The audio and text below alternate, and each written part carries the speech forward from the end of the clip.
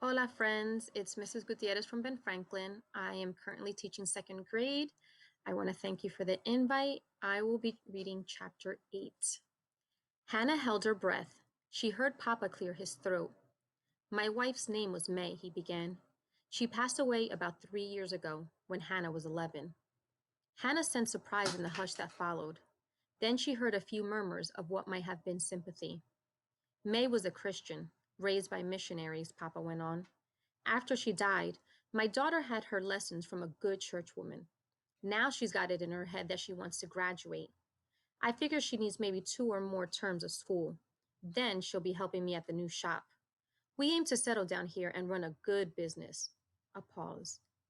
If there's going to be any trouble, it won't be either of us starting it. Silence.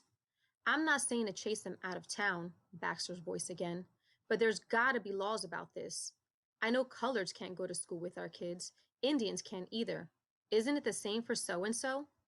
There's a question. What's the law, Harris? Someone else called out. Yet another clamor began, followed by the rapping sound. This time, Mr. Harris spoke slowly. I have to admit, I don't know where the law stands on this, he said.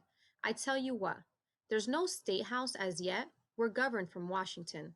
I'll write a few letters of inquiry, and I'll call another meeting once I hear back.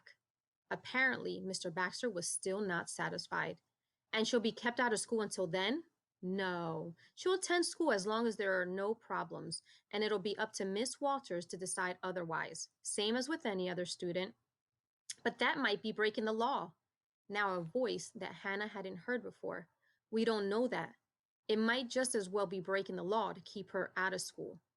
As a school board member, I've got to go by what I know. Last place I was on the board was Ohio, and there, every child under the age of 16 has to be in school. Same in New York State, someone else agreed, but they probably don't have so and so living there, Mr. Baxter began. If they did, you know there'd be a law against it. Baxter, Mr. Harris's voice was firm. We've made our decision. You don't like it, you can write your own letters. I might just do that.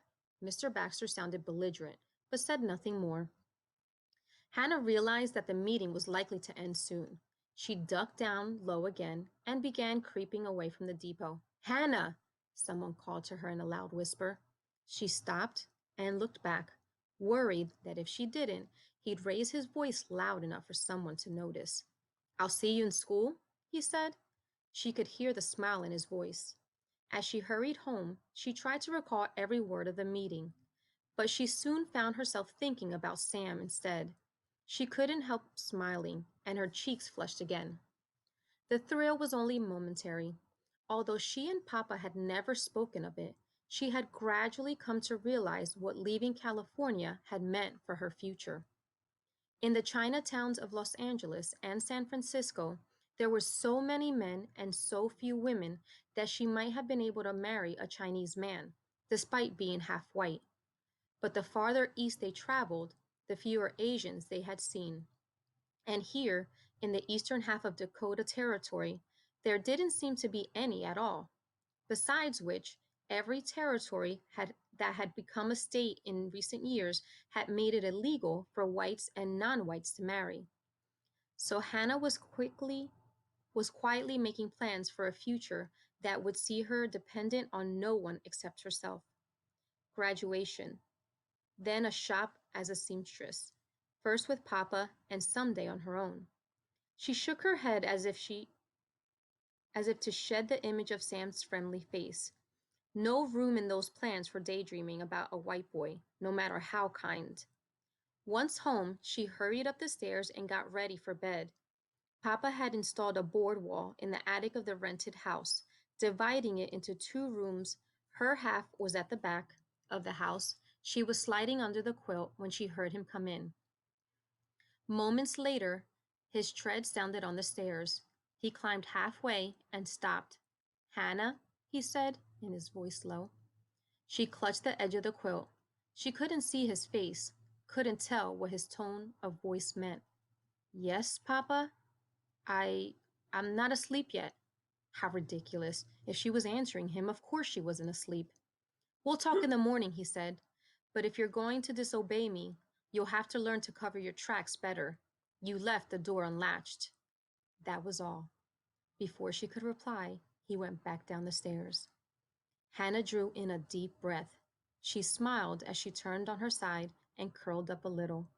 Papa could still surprise her sometimes. The next morning, Hannah knew what Papa would say before he said it. "I don't know, Hannah. People are already riled. I don't like the smell of it." She paused before she spoke. "Mr. Harris said I could attend school until he hears back from Washington on what the law is." No answer. Yesterday afternoon had given her a tantalizing glimpse of school at its best. If she could have lessons like that for the rest of the term, she could graduate as Mama had wanted. There was another reason, though, a more important one. Their world was so often unfair, and she couldn't do a single thing about most of that unfairness. But she had learned from Mama to fight it where she could, and that meant right here in LaForge. It wasn't fair that people thought she should be kept out of school because she was half Chinese. If she stopped going, folks like Mr. Baxter would think she had given in.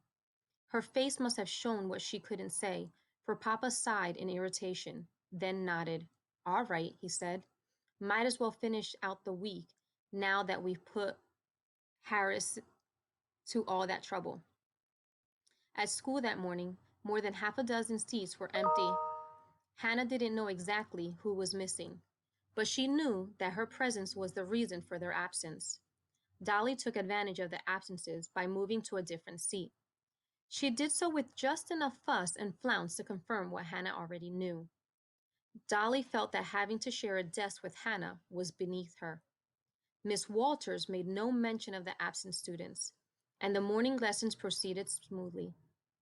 After arithmetic and history, Hannah used pen and ink to write a verse from a poem for the penmanship lesson. She chose Mama's poem, which she knew by heart, "To My Mother" by E.K. Hervey. "I know thou art gone to the land of thy rest. Then why should my soul be so sad? I know thou art gone where the weary are blessed, and the mourner looks up and is glad." Hannah loved practicing her penmanship.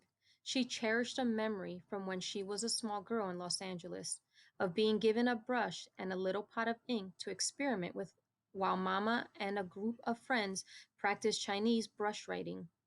In their hands, the brushes had seemed almost alive, their movements fluid and airy and solid all at the same time. Their lettering was a song of ink that flowed from the bristles. Hannah could not yet read, but she copied some of the shapes that the adults were making. One of Mama's friends praised her efforts. "Already she has a good eye," Mama replied, with obligatory modesty. "She's so young, who knows if it will grow with her?" But she gave Hannah a little sideways smile that made her so proud. Mama had gotten sick before she could teach Hannah much more about calligraphy. Writing with a pen was nothing like lettering with a brush. The pen seemed labored and scratchy by comparison. Still, perfecting her handwriting was another way that Hannah sought to keep Mama close and clear, to stop her from slipping into a hazy memory. Hannah thought penmanship was a bit like sewing, where her hands and her mind had to be connected to each other. It was different from, say, reading, which took mostly her mind, or chores like laundry, which her hands could do almost without thought. For penmanship, she first had to think about the correct way to write a word, and then get her hand to do what her brain was thinking. She especially liked the letters called descenders, and always tried to make sure that their tails were in exact alignment when she had done a good job with a page of writing. She would hold the paper at arm's length so she could see the pen strokes without reading the contents. The slanted lines of the descenders lend a sort of visual rhythm to the page, giving it a form and feeling beyond the meaning of the words. Hannah finished copying the poem and set the page carefully on the corner of her desk to dry. While not a perfect effort, it more than satisfied her. She wondered why she had never thought to write out that poem before. During the noon hour, she left the room to use the privy. She lingered outside for a while, watching the older boys play a three-cornered game of catch. By the time she went back inside, Several other students were already in the schoolroom. Her penmanship paper was no longer on the corner of her desk.